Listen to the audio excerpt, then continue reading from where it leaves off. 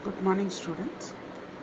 In continuation with our previous lecture on incentives, we will continue with the same topic. And the first topic is group incentive plans. So, group incentive plan, as against an individual incentive plan, is designed to promote effective teamwork, and the team is rewarded for good performance. So, the bonus is dependent on the performance of the team, and under this each employee is paid incentive on the basis of collective performance. Okay, within the group each employee gets an equal share of incentive. Some of the group incentive plans are, the first one is priest man's plan. So again, this is a group incentive plan, and bonus is paid in proportion to the excess of standard output per week. So the standard output for every week for the group is fixed, and whatever is in excess, to that extent bonus is paid. So if in a year the output increases either above the standard output or the output of previous year, so the output of previous year can also become the basis. Then the wage is also increased in the same proportion.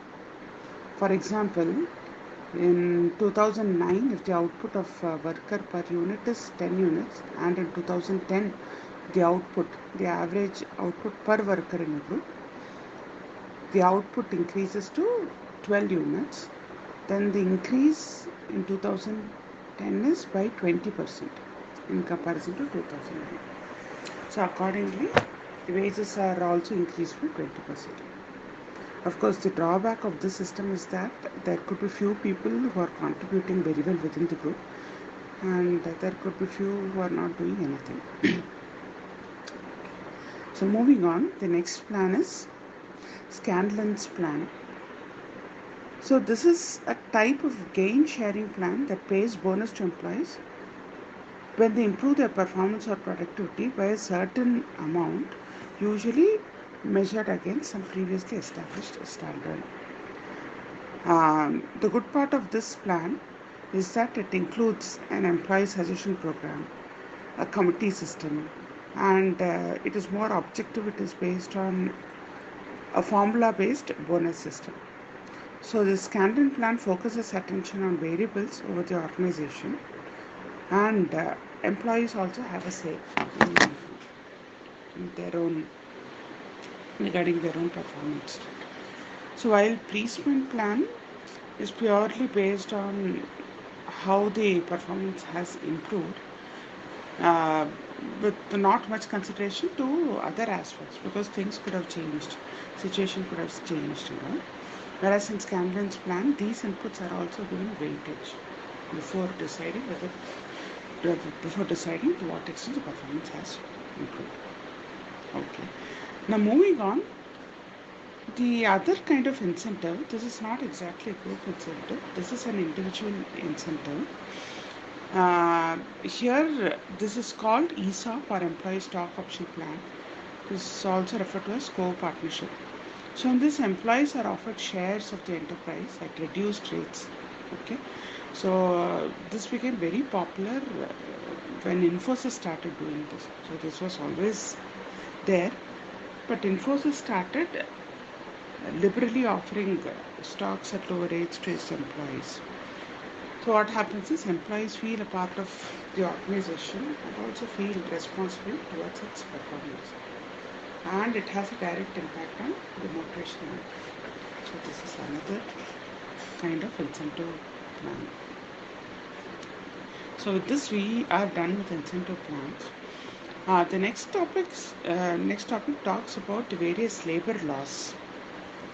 So I haven't seen a question in particular regarding labor laws in your papers. However, I'll just go through all the important labor laws, and you can refer to the notes. And if you want to go through any particular law in detail, then you may actually directly check the websites. Okay. The first one is Factories Act of 1948. So under this, it calls for employer to provide canteen facility, restrooms and lunch rooms, creches, medical aids, ventilation, drinking water, and so on. The next labor law is the Employee State Insurance Act 1948. So ESIS we had discussed in one of the previous lectures. So it provides medical coverage in the form of hospital treatment, drugs, injections, and so to the employee and his family. The ESI Act of 1948 is mainly applicable to seasonable factories using power and employing more than 10 people. Okay, and here the minimum salary is also 21,000 per month. So people who earn 21,000 or less than that are supposed to be covered under ESI.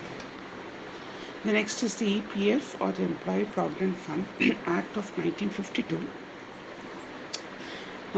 So this provides for retirement benefit in the form of provident fund, family pension, and deposit linked insurance scheme. For details, please refer to the section on fringe benefits, retirement benefits. So if it is asked as a specific question, please talk about equal contribution by employer and employee as 12% of the basic by each of them, and talk about loans given against provident fund and a few other details. The next one is payment of gratuity scheme 1972, and it provides for payment of gratuity at the rate of 15 days wages for each serving year. So again, for this, please refer to the section on fringe benefits and gratuity covered under that.